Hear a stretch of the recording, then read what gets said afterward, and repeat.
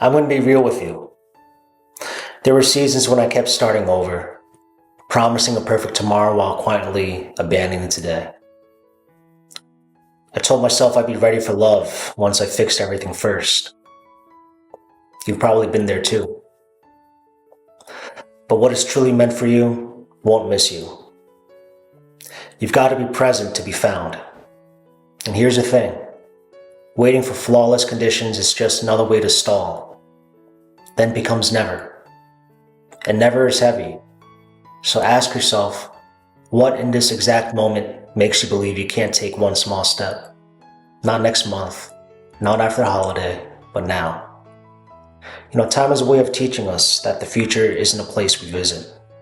It's built out of the present, brick by brick, breath by breath. And what I mean is, truth isn't a mood you wait to feel. It's a practice you choose to do. And here's the truth. When it comes to love and timing, God is never late. We're just often elsewhere, stuck in then, or worried about later. So ask yourself what in this moment is unbearable. Not the story about the moment itself. Is it truly unlivable or simply unfamiliar? And when I say trust that God is leading you to love, I'm not talking about forcing outcomes or decoding secret signs. I'm talking about hands-open living, a willing heart, a steady pace. It looks like courage in small doses. It looks like honesty without theatrics. It looks like showing up, even when a voice in your head says, why bother? The stuck pattern we often fall into is all or nothing thinking. Perfection or pass. We relabel every imperfect day as a failure, and then use that failure as our excuse to bail. We call today lost because we ate the thing, skipped the call, sent the awkward text, or didn't.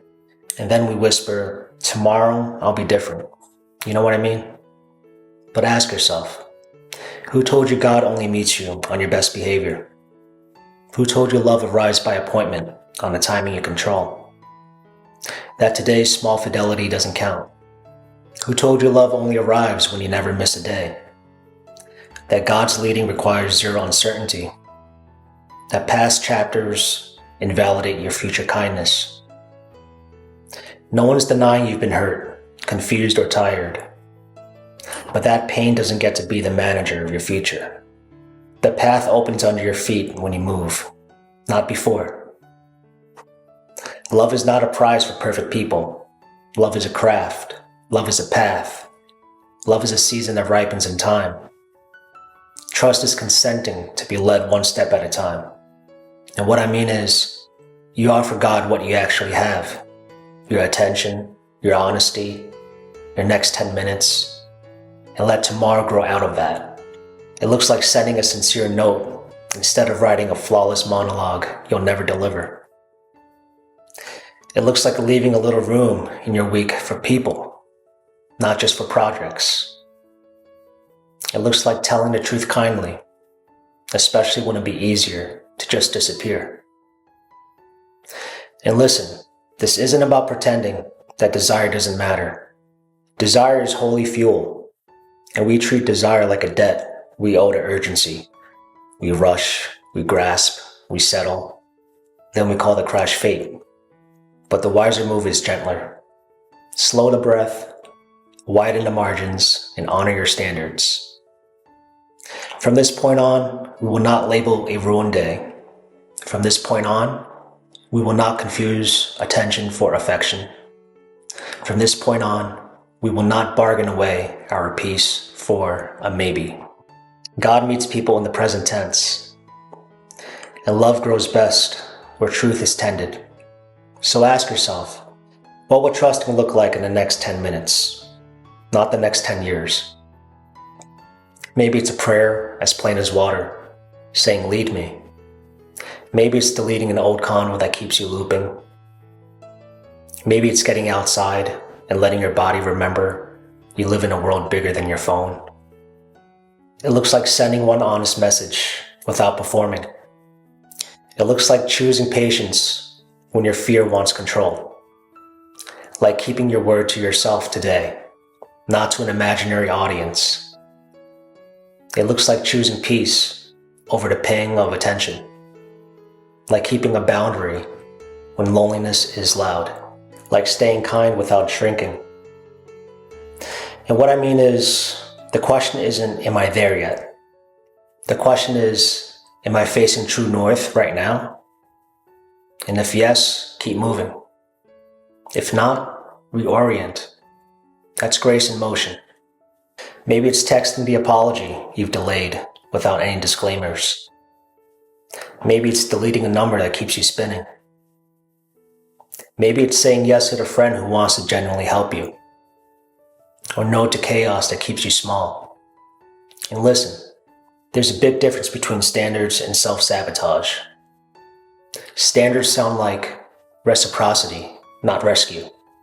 Clarity, not guessing games. Patience, not pressure. And boundaries, they sound like, I won't audition for affection. I don't negotiate with red flags. I can care deeply without abandoning myself. And what I mean is, healthy love will stretch you, but it won't distort you.